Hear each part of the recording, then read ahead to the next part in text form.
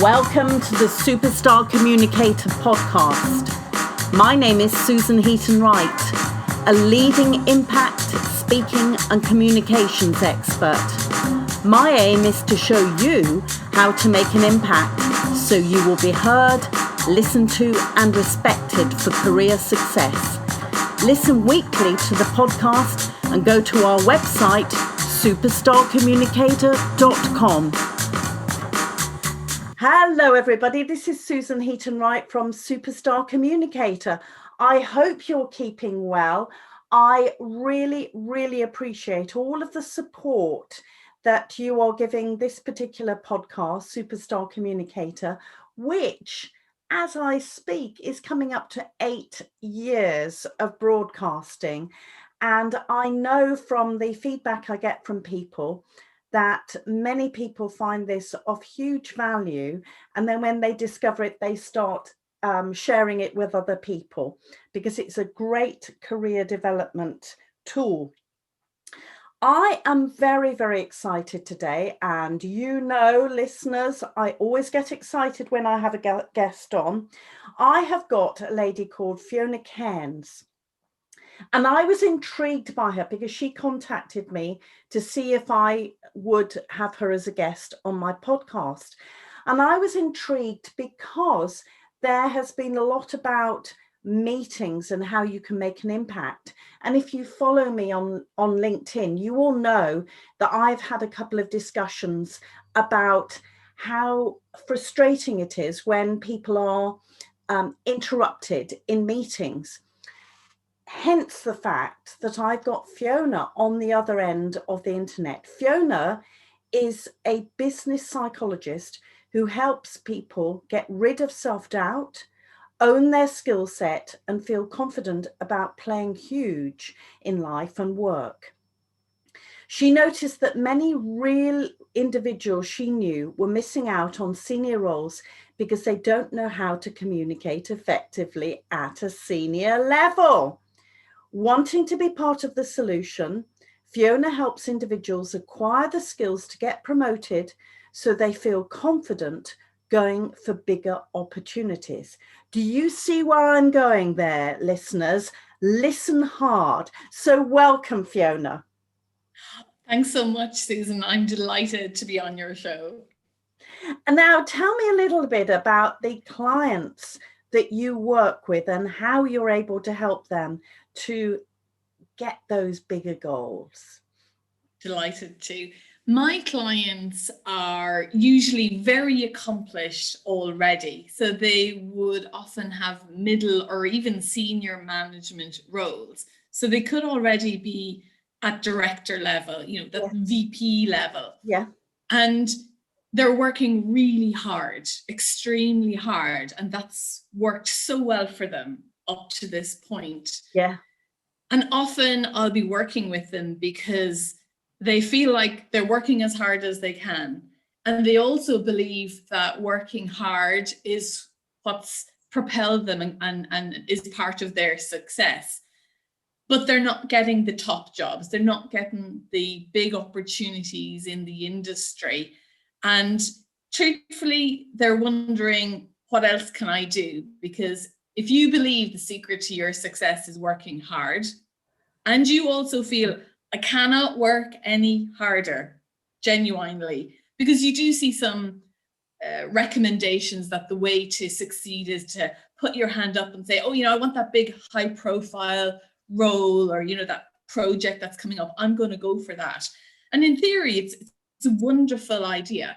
But if you are thinking, gosh, I've got all this on my plate, and now somebody's saying I need to put my hand up for that high profile role, I'll end up having a breakdown. So there isn't a match for that in terms of what they can do, because they're already kind of pushing the boat out in terms of their capability.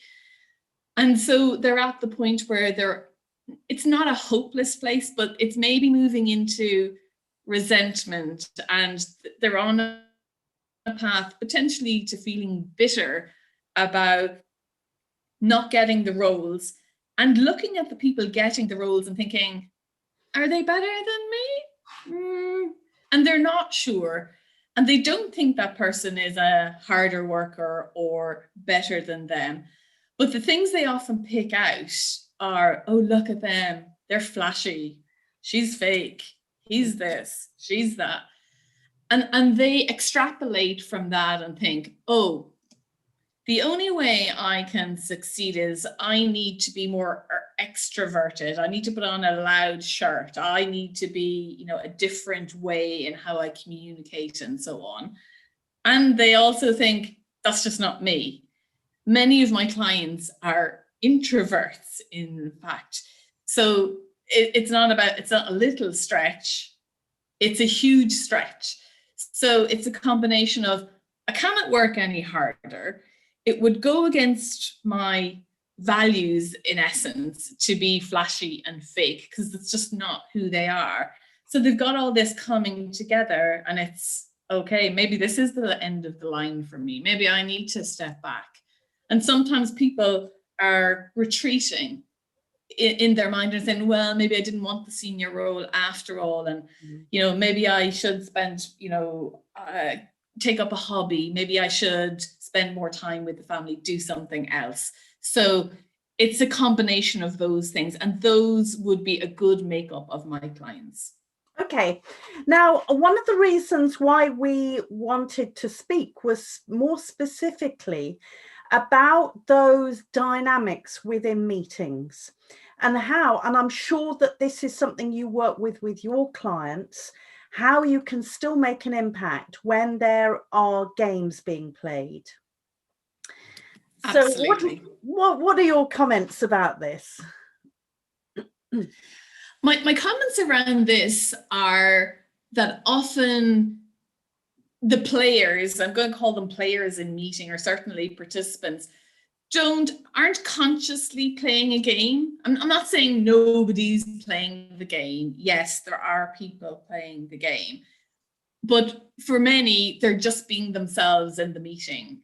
So if you take the example of interruptions in a meeting, the person who's interrupting is unlikely to have come to the meeting going, oh, I'm going to interrupt as much as possible other people in the meeting or one person.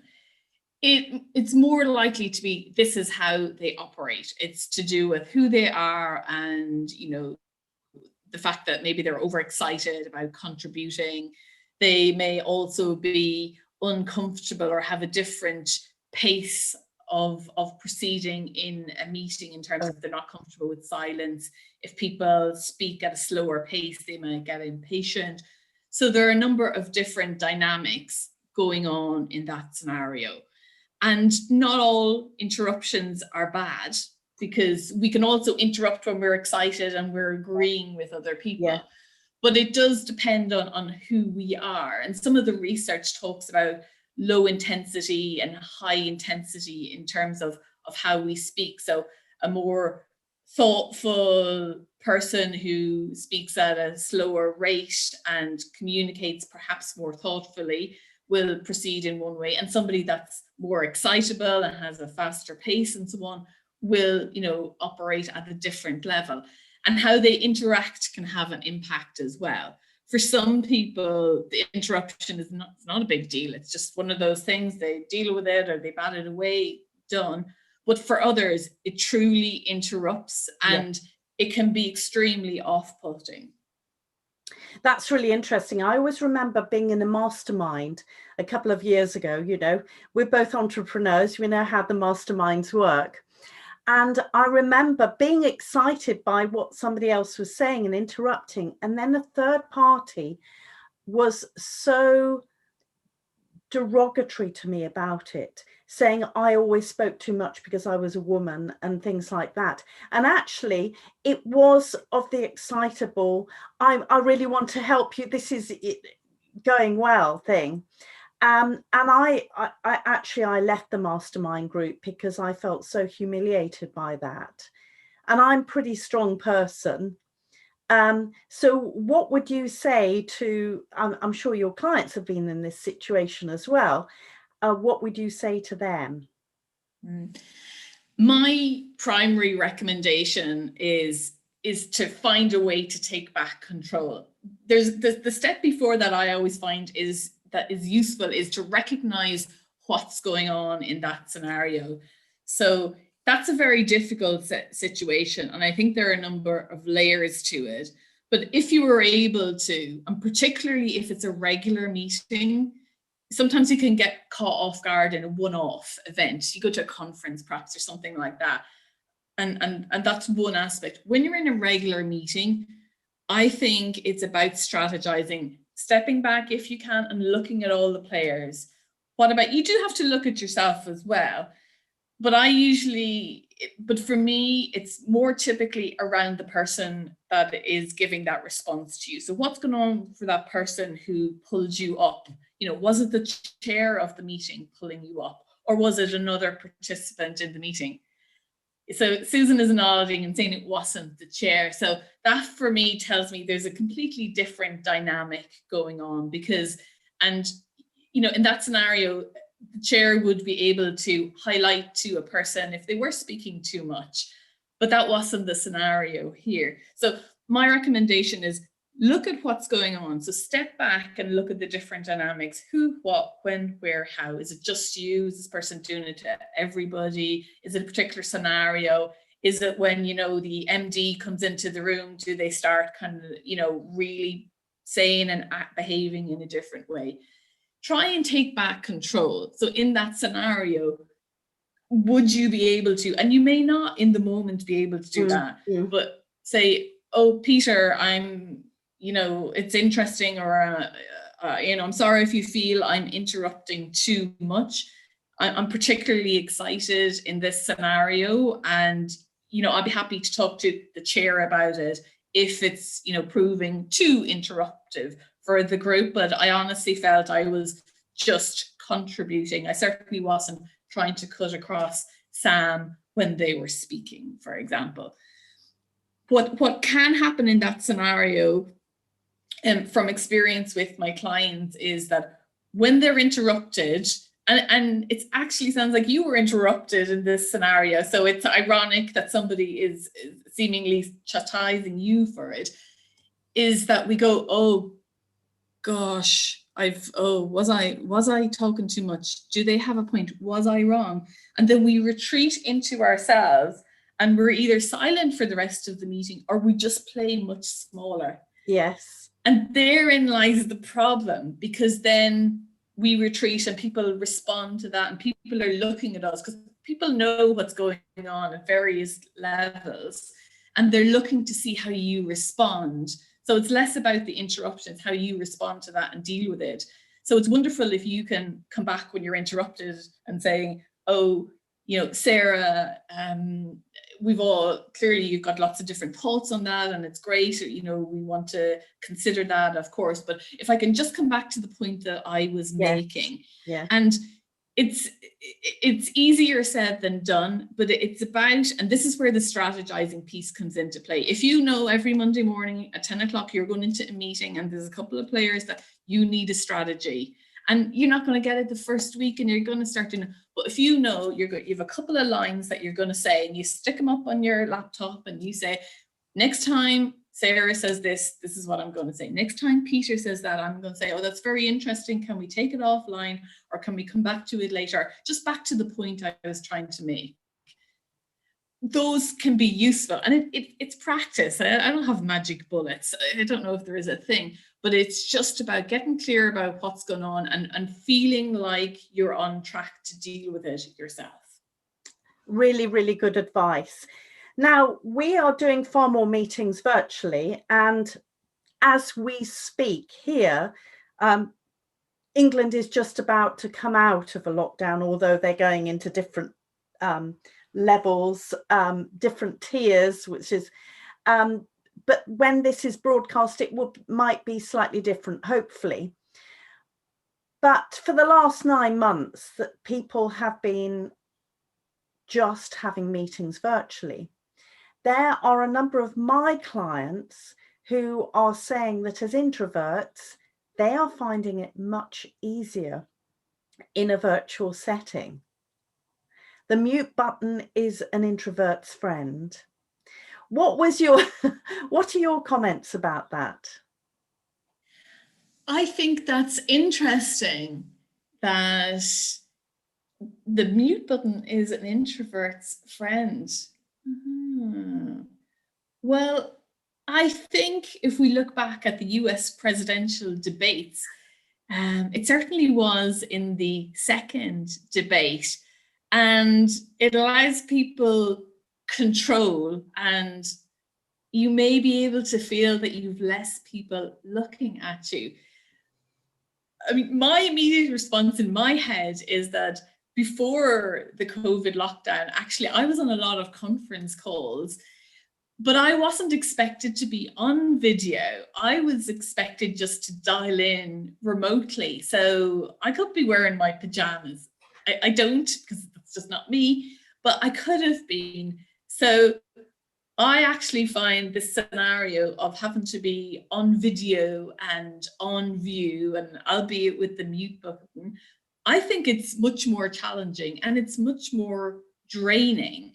I think it's the video piece, it's the visual piece that allows us to put kind of a breaker on or protect ourselves a bit. So it would seem to me that it's more the video piece rather than the mute button. So stopping my video would protect me more than the mute button. But I'm not here to dispute what other introverts have said about it. But the virtual world, there's a whole range of dynamics and disparities in it in terms of how we deal with it. So that's interesting. And I think I'll have to think about that further afterwards. So what I always ask my guests is 3 top tips. Now, this would be for you, 3 top tips around meetings and being able to make the maximum impact you can in meetings and worrying about being interrupted. So I know you've prepared these. Yeah. So my 3 top tips are: understand what's going on. That's strategize. Take yourself out of it. Take control. And the last one is get back in the game. Because the worst thing you can do is go quiet and zip up. So those would be my 3 tips. Absolutely brilliant. Because I'm very much encouraging people to speak up if they're in meetings. Because if you're at the table, you are there to voice an opinion. Although, as you say about the strategizing, we know that there are people that will just say yes to the boss because it's part of their political games. Absolutely. And, it's important to contribute in the meeting. And if you're a bit nervous, try do it early, ask a question. It doesn't have to, you don't have to have a contrary view. You can also do a sum up. There's so many ways that you can contribute in a meeting that isn't, you haven't to spend hours beforehand. You can be an observer and feed back to the group. And often that's extremely useful. Definitely. So before we go, and this has been absolutely brilliant, so I'm sure everyone listening, you will have some takeaways from this. I know a few people take notes. Remember that I have transcriptions of each of the podcasts that you can download from my website, superstarcommunicator.com. So if you go into the podcast, you will be able to see all of the transcripts if you want to read it. But before we go, Fiona, can you tell us a little bit about how people could work with you? Certainly. The best way to work with me would be to book a call, come and have a chat. I've got a link on my website. We can connect and see what's going on for you, see if we'd be a good fit working together. And the way to do that would be to go on to my website, Kearnsconsultancy.com. Brilliant. And what I will do is that I'll make sure that in the notes there is this information as well. Fantastic. Thanks, Susan. Thank you so much for coming on today.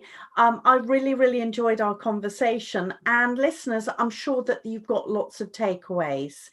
So until next time, remember that remember to share this podcast, and also if you feel that you're willing to, do give me some feedback, because recommendations on iTunes make a real difference. And so until next time, this is Susan Heaton-Wright from Superstar Communicator.